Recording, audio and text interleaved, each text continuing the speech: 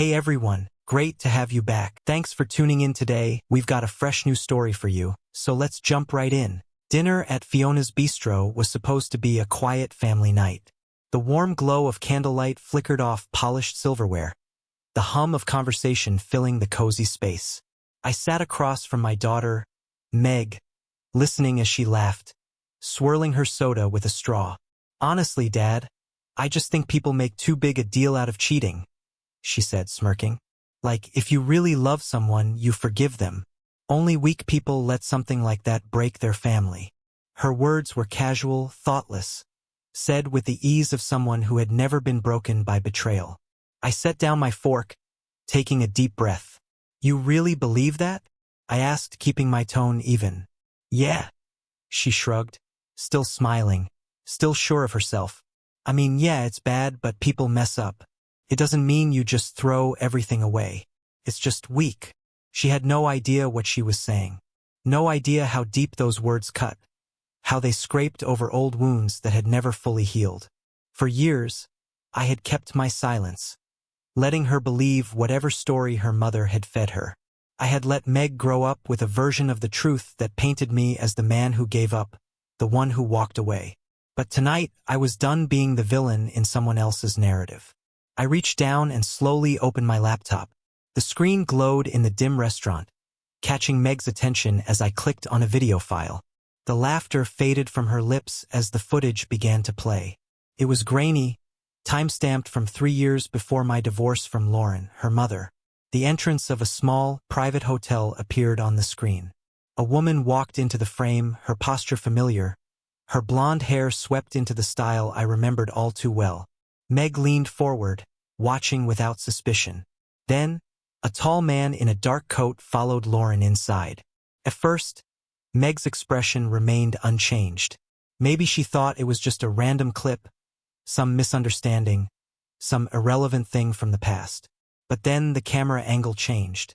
Another clip, this time from inside the hotel.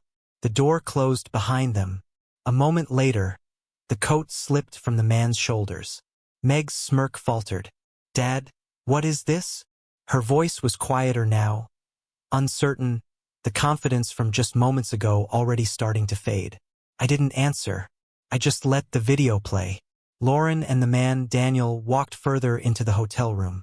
Daniel had been a close friend of ours, someone Meg had known for years, someone who had sat at our table for holidays, who had once ruffled her hair like an uncle would.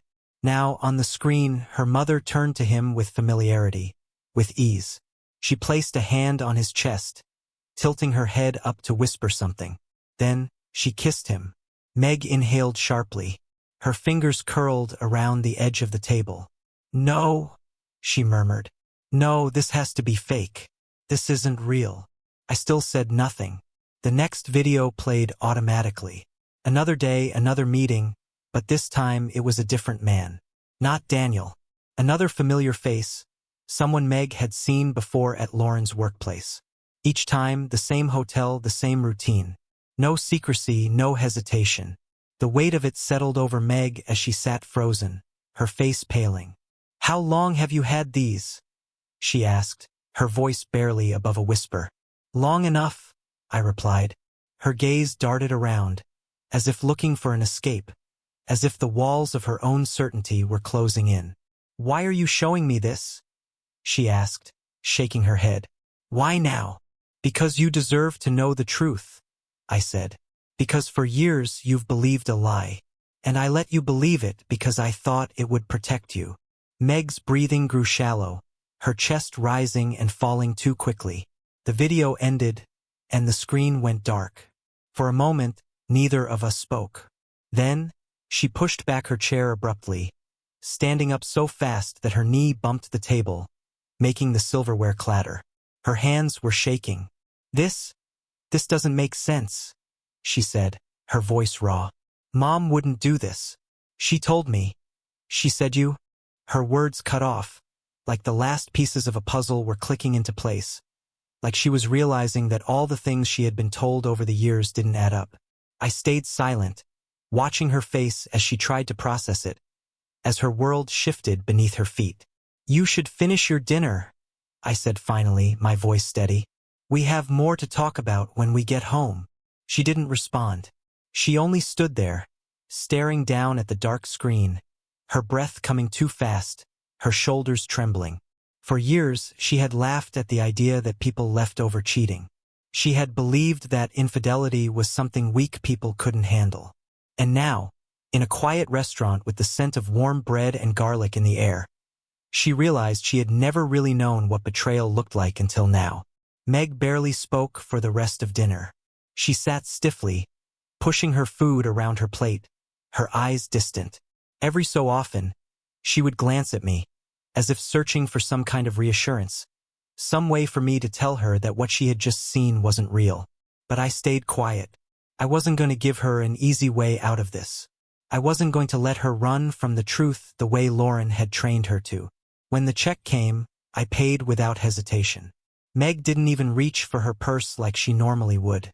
Her hands were clasped tightly together in her lap, knuckles pale, jaw tight. I could see the thoughts racing in her mind, could almost hear them. Denial, anger, confusion. She wasn't ready to ask the real questions yet, but I knew they were coming. The drive home was silent.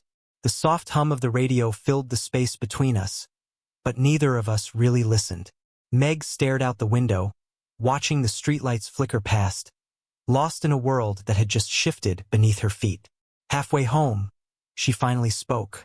Why now? Her voice was quiet, careful. Because I was tired of pretending, I said simply. And because I needed you to know before you built your whole life on a lie. She swallowed hard. But it was so long ago. Why didn't you tell me back then? I gripped the steering wheel a little tighter. Because I thought you deserved to have a relationship with your mother. I thought if I kept quiet, you wouldn't have to deal with what I went through. Meg let out a shaky breath, shaking her head. So you just let me think you were the bad guy? That you just left for no reason? You didn't want to hear anything different, I said. Your mother had already convinced you of her version of things. And honestly, I didn't have the energy to fight against it. I was too busy trying to survive. She pressed her lips together, staring down at her hands.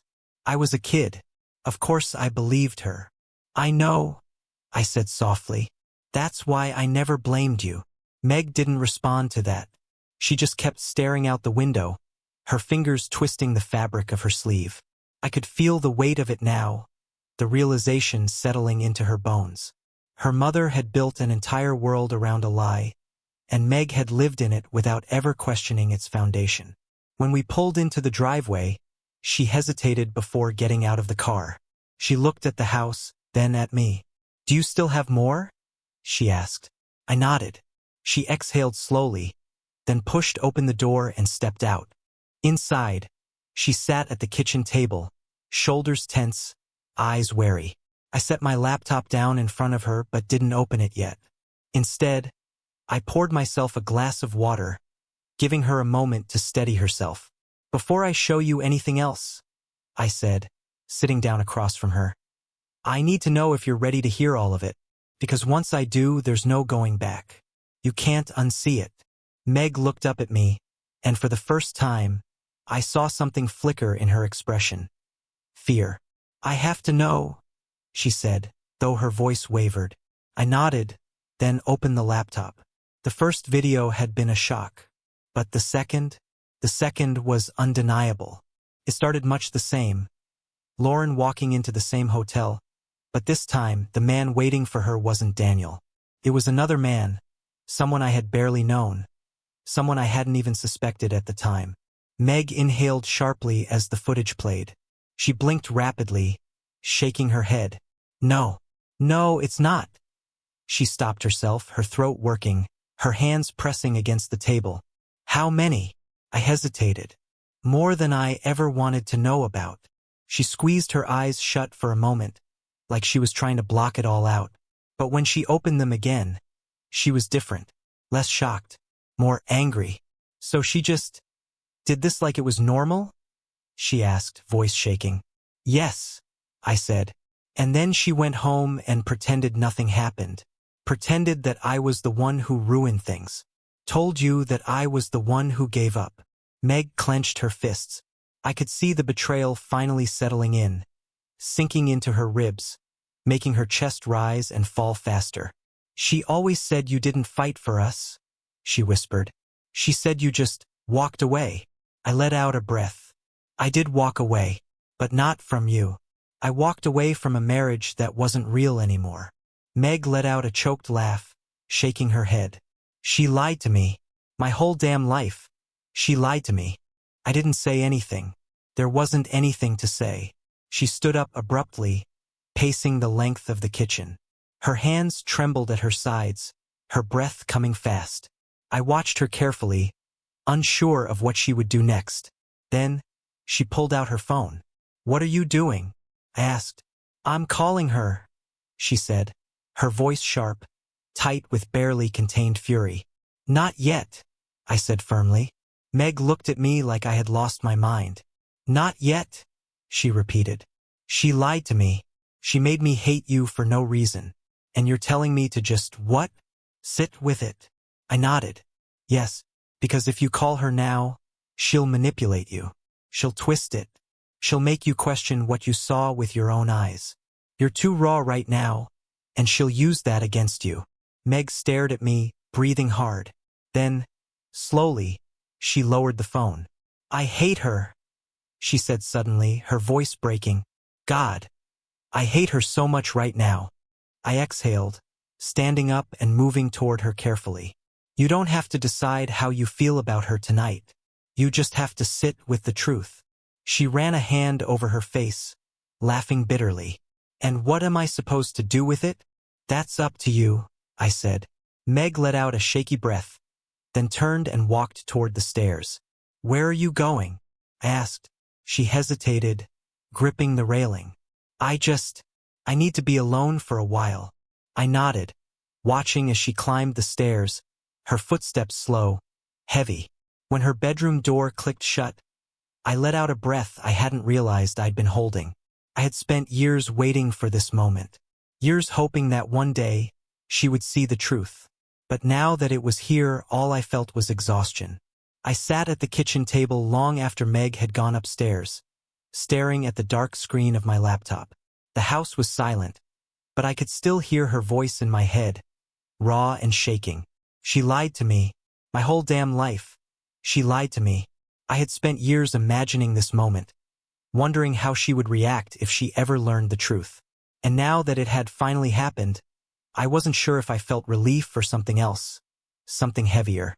It wasn't satisfaction. It wasn't even vindication. It was just tiredness, a deep, aching exhaustion that settled into my bones. Upstairs, I could hear Meg's muffled movements, drawers opening and closing. Maybe she was pacing.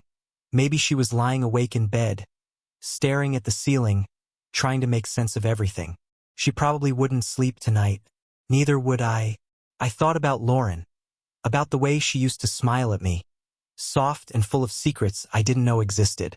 I thought about the way she had curled into me at night, the way her fingers had traced lazy circles on my skin. And I thought about the fact that none of it had meant anything. Not really. Not when she could turn around and do what she did and still look me in the eye afterward. And now Meg knew. That was the part that mattered. I stood up, stretching my stiff limbs, and poured myself a glass of water. I took slow, measured sips, staring at the empty chair where Meg had been sitting just minutes ago. She wasn't the same girl who had walked into this house tonight. That version of her had died back at the restaurant, in the dim glow of the laptop screen, watching the life she thought she had crumble into dust. And I couldn't protect her from what came next. I went to bed eventually, but sleep was impossible. I lay awake, staring at the dark ceiling, listening for any movement from Meg's room. Once or twice I thought I heard something, a shifting noise, maybe even a quiet sob, but I didn't go to her. She needed space. The morning came slow and gray. I got up, went downstairs, and made coffee like it was any other day. I stared out the window at the overcast sky, my hands wrapped around the warm mug, waiting. Meg came down eventually, her eyes tired, her movements sluggish. She didn't say good morning. She didn't say anything. She just sat at the table, staring blankly at the cup of coffee I placed in front of her. "You didn't sleep," I said. She let out a dry, humorless laugh. "No," I nodded. "Me neither." Silence stretched between us. I could feel the weight of everything unsaid pressing against us, threatening to fill the room until it was unbearable. Finally, Meg spoke. "I keep thinking about all the times she made me feel sorry for her. How she told me you didn't love her anymore. How she cried, saying you left because you didn't want to be a family." I said nothing. There was nothing to say. Meg shook her head, gripping her mug so tightly her knuckles turned white. "I believed her. God, I defended her. She exhaled sharply, pressing a hand to her forehead. "I told you to your face that it was your fault. You were a kid," I said quietly. "You believed what your mother wanted you to believe." Her throat worked as she swallowed, blinking rapidly. "I should have asked. I should have questioned it. I should have." I reached across the table, placing my hand over hers. She stiffened at first but didn't pull away. "None of this is your fault," I said. She looked up at me then, her eyes glassy. "But it still feels like it is." We sat there for a long time, neither of us speaking, letting the quiet stretch between us. Then, slowly, Meg pulled her hand away, exhaling shakily. "I need to talk to her." I tensed. "Meg, I have to," she said firmly. "I can't just sit here and pretend everything is normal. I need to hear what she has to say." I swallowed hard. "She's going to lie, Meg. She's going to twist it. She's going to make you feel guilty." "I know." She stared down at the table, her fingers tracing the rim of her coffee cup. "But I still have to hear it from her." I wanted to argue, to tell her she didn't need to give Lauren a chance to manipulate her. But I could see in her face that nothing I said would change her mind. So I just nodded. "Okay." Meg picked up her phone with shaking fingers. I watched as she scrolled through her contacts, hovering over the number before finally pressing call. She put the phone to her ear, exhaling slowly. It rang once, twice. Then Lauren picked up. "Hey, sweetheart." Her voice was light, casual, unaware of what was coming. "This is a surprise." "What's up?" Meg's hand clenched around her coffee cup. "We need to talk. Now." Lauren hesitated. I could hear the change in her voice, the slight wariness creeping in. "Meg, what's wrong?" "Just come over," Meg said, her voice flat. "I need to see you." A pause. Then Lauren sighed. "Okay. I'll be there in 20. Meg hung up without saying goodbye. She set her phone down and stared at the table. I studied her carefully. "Are you ready for this?" She didn't look at me. No, but she was going to do it anyway. 20 minutes felt like an eternity. Meg sat at the table, barely moving, while I stood by the kitchen counter, arms crossed, my stomach churning. I wasn't sure what I expected Lauren to do when she got here. Make excuses? Try to cry her way out of it? Would she even bother denying it, now that Meg had seen the truth for herself? Then, finally, the sound of a car pulling into the driveway. Footsteps approaching the door. A key turning in the lock. Lauren walked in like nothing had changed. She stepped inside, setting her purse down, glancing between us with a mild expression, as if she wasn't sure why she was here. "What's going on?" she asked lightly. "You sounded upset, Meg." Meg didn't answer at first. She just stared at her mother, something cold settling in her expression. "Sit down," she said finally. Lauren blinked but complied, pulling out a chair at the table. She looked at me, then back at Meg. "Okay. Someone want to tell me what this is about?" Meg's jaw clenched. "I know." Lauren frowned. "Know what?" "I know about Daniel. And about the others. I know what you did." A flicker of something crossed Lauren's face. Too fast for Meg to catch, but not fast enough to escape me. A momentary crack in her carefully controlled expression. Then, she let out a short laugh, shaking her head. "What?" she said, almost amused. "Meg, what are you even talking about?" Meg didn't flinch, didn't waver. "Don't," she said, her voice sharp. "Don't lie to me. I saw it." Lauren's smile faltered. "Saw what?" Meg pulled out her phone and set it on the table. She tapped the screen, and the first video started to play. Lauren's face drained of color. Lauren didn't move at first. She just stared at the screen, her face unnaturally still. Her breath held as if time itself had stopped. The video played, the grainy footage showing her walking into the hotel with Daniel, the way she leaned into him, the way she kissed him like it was second nature. Like it was normal. Meg sat across from her, her face unreadable. Her fingers curled into her lap so tightly that I could see her nails digging into her skin. She didn't blink, didn't flinch, didn't even look at me. She only watched Lauren. The video ended. Silence filled the kitchen, heavy and suffocating. Lauren's mouth opened slightly, then closed. She swallowed, pressing her lips together, her expression flickering between shock and something else. Something calculating. "Meg," she started, her voice soft, carefully measured. "This isn't what it looks like." Meg let out a short, bitter laugh. "You're kidding, right?" Lauren reached for her, but Meg jerked back, eyes flashing. "Don't." Lauren's hand hovered in the air before she slowly pulled it back. "Sweetheart, I don't know what your father told you, but he didn't tell me anything," Meg snapped. "I saw it, Mom, with my own eyes. You don't get to talk your way out of this." Lauren exhaled, shaking her head like this was all some big misunderstanding, like Meg was a child throwing a tantrum over something silly. "I don't know what you think you saw, but there's more to this than you understand." Meg's jaw clenched. "Then explain it." Lauren hesitated. "It's complicated." Meg scoffed. "No, it's really not. You cheated on Dad. Repeatedly. And then you lied to me about it for years." Lauren's nostrils flared, her calm exterior starting to crack. "I did what I had to do," she said, her voice sharper now. "You have no idea what our marriage was like. Your father." "Don't," Meg cut in. "Don't you dare turn this on him." Lauren blinked, caught off guard. She wasn't used to this. Wasn't used to Meg talking back, to Meg questioning her, standing up to her.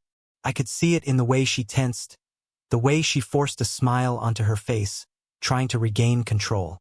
"Meg, I know this is hard for you to hear," she said, her voice gentler now, more coaxing. "But marriages are complicated. You'll understand when you're older." Meg shook her head. "Stop treating me like a kid. I'm not stupid. Just tell me the truth for once in your life." Lauren sighed, rubbing her temples. "Fine. Yes, I had an affair." Meg flinched, as if hearing the words out loud made it worse. "Affairs. Plural." Lauren hesitated again, then nodded.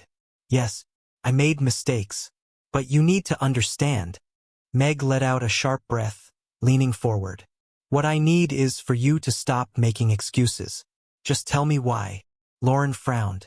"Meg, it's not that simple." "It is." Meg *T back. "You cheated. You lied. You spent years acting like Dad was the bad guy, making me feel sorry for you, turning me against him. And the whole time, it was you." Lauren's expression hardened. "I never turned you against him." Meg let out a bitter laugh. "Really? Then why did I spend my entire life thinking he was the one who broke our family apart? Why did you always cry about how he gave up on us while you were screwing Daniel and God knows who else?" Lauren's eyes flashed. "I was unhappy," she snapped, the softness vanishing from her tone. "I was lonely. Do you have any idea how it feels to be trapped in a marriage with someone who barely looks at you anymore? Who makes you feel invisible?" Meg stared at her. "So instead of fixing it, you just decided to sleep around?" Lauren's mouth pressed into a thin line. "You don't understand, Meg." "Yeah," Meg said coldly. "Because unlike you, I actually believe in loyalty." Lauren inhaled sharply, like she had just been slapped. "I don't deserve this," she muttered, shaking her head. "I don't deserve to be treated like some kind of monster. I was a good mother." Meg's face twisted. "A good mother?" She laughed, but there was no humor in it. "A good mother doesn't lie to her kid for years. A good mother doesn't make her daughter feel sorry for her, while hiding the fact that she's the reason everything fell apart." Lauren's eyes shone with frustration now, her mask slipping. I did what I thought was best for you. Meg *T up from her chair. No. You did what was best for you. Lauren's lips parted, but for the first time, she had no words. Meg let out a slow, shaky breath, then straightened, her hands trembling at her sides. I don't even know who you are, she whispered. Lauren's eyes widened. Meg! No, Meg said sharply. Just don't. She turned to me then, and for the first time in years, I saw it, the complete and total shift. The illusion was gone. The version of Lauren she had believed in, defended, loved blindly, had been shattered beyond repair. I'm staying here, Meg said. Lauren stiffened. Meg, be reasonable. I'm done listening to you, Meg interrupted. Lauren's face crumpled. I'm still your mother. Meg's jaw clenched. Yeah, unfortunately. Lauren flinched. You don't mean that. Meg swallowed hard. I don't know what I mean anymore. The silence stretched between them, thick and suffocating. Then, slowly, Meg turned and walked away, heading toward the stairs. Lauren watched her go, her expression unreadable. When the sound of Meg's bedroom door closing echoed through the house, she finally turned to me. You think you've won? She said, her voice low, bitter. I exhaled, shaking my head. This wasn't a game, Lauren. You just finally ran out of lies. Her jaw tightened. You think she's never going to forgive me? I studied her carefully. I think she finally knows the truth. And that's something you can't control anymore. Lauren's breath hitched slightly. For the first time, I saw something flicker in her expression. Something like fear. She had spent years shaping Meg's perception, twisting the narrative, controlling the story. And now, in the span of a single night, she had lost all of it. Lauren exhaled sharply, shaking her head. You'll turn her against me. I don't have to, I said simply. She stared at me for a long moment. Then, without another word, she grabbed her purse and walked toward the door. I didn't stop her. She paused briefly, her hand on the doorknob, like she wanted to say something else. But in the end, she just opened the door and stepped outside, leaving me alone in the quiet, empty house. For the first time in years, I felt like I could finally breathe. The door closed behind Lauren with a quiet click, but the weight of everything she had left behind still lingered in the air. I exhaled slowly, rubbing my hands over my face, exhaustion settling into my bones. The house felt heavier, quieter, as if it was trying to process what had just happened right alongside me. Upstairs, Meg's door was still shut. She hadn't come back down since she walked away from her mother, and I wasn't sure if she would. I didn't blame her. Tonight had ripped the foundation of her entire life out from under her. She had spent years believing in a story that had never been real, and now that the truth had been forced upon her, she had to sit with it. I knew that feeling too well. I sat down at the kitchen table, staring at the space where Lauren had been sitting just minutes ago. The echoes of her excuses, her justifications, her pitiful attempts to rewrite reality still bounced around in my head. I had expected her to fight harder, to claw at Meg's emotions until she bent under the weight of them. But for once, Lauren had nothing left to manipulate. She had lost control, and she knew it. The clock ticked on. The coffee in my cup had gone cold, but I barely noticed. I was waiting for Meg to come downstairs, waiting to see what happened next, waiting for the final piece of this night to fall into place. When her door finally creaked open, I looked up.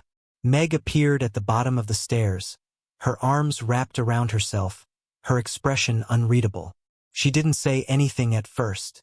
She just stood there, staring at the kitchen, at the empty chair, at me. She's gone, she asked quietly. I nodded. She swallowed hard and pulled out a chair across from me. When she sat down, she let out a slow breath, her fingers fidgeting against the tabletop. I don't know what to do, she admitted, her voice small. You don't have to figure it all out tonight, I said. She nodded but didn't look at me. I feel like my whole life was a lie. I feel like I don't even know who I am anymore. You're still you, Meg, I said gently. That hasn't changed. She let out a weak, bitter laugh. Hasn't it? I've spent my whole life believing one thing, and now, I don't even know what's real. Every memory I have of her feels fake now. Every time she cried about how you hurt her, every time she made me feel like you abandoned us. I believed her. I defended her. I hated you because of her. I reached for my coffee, turning the mug in slow circles between my hands. I know. Meg exhaled, pressing her hands against her face. I was so stupid. You weren't stupid, I said. You trusted your mother. You shouldn't have had to question that. She looked up at me then, her eyes glassy with unshed tears. Did you ever think about telling me sooner? All the time, I admitted. But every time I tried, you wouldn't have believed me, and I didn't want to force you to pick sides. I figured one day, you'd see it for yourself. She sniffed, rubbing at her eyes. I guess today's that day. Silence stretched between us. She stared down at the table, and I could tell she was still processing, still trying to wrap her head around everything. Finally, she whispered, "What happens now?" I let out a breath. "That's up to you." Meg swallowed, nodding slowly. "I don't think I can see her right now." "You don't have to," I said. She hesitated, then looked up at me. "Can I stay here?" I nodded without hesitation. "Of course." A shaky breath left her lips, like she had been holding it in for hours. "Okay." She sat there for a long time, staring at nothing, and I let her. I didn't push. I didn't try to fill the silence. I just let her exist in it. Eventually, she let out a small, humorless chuckle. "You know the worst part?" I raised an eyebrow. "I used to tell myself that you weren't strong enough to forgive her, that if you had really loved her, you wouldn't have walked away." She shook her head, laughing bitterly. "But now, after everything, I see it. The strongest thing you ever did was leave her."